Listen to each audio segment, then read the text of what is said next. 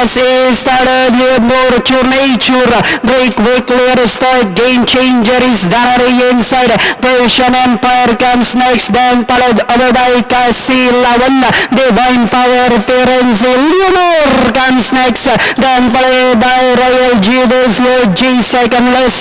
While Yellow Citizen is the early trailer by about 18 lengths of Dolly One going along for the first turn. We have Nurture Nature Link followed closely by Game Changer. Kasilawan is racing in third, and in fourth comes Persian Empire Divine Power. Firenze comes next. Leonor Royal Jewels Lord J, while Yellow Citizen still racing in less.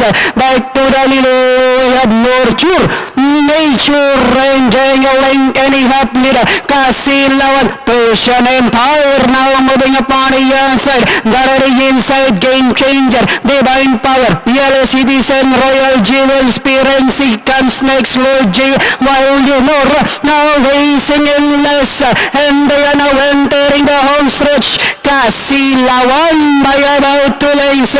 Persian Empire in second as they swing for home. Kasilawan this time by about 4 lengths, and in second is Persian Empire. Game Changer is on the outside. Last 75 years, Kasilawan. Persian Empire is on the outside, and finally Kasilawan. Persian Empire. Game Changer Royal Jewels. Then comes Yellow Citizen.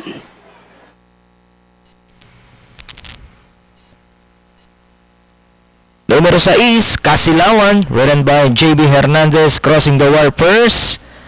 Para sa ating race number 7.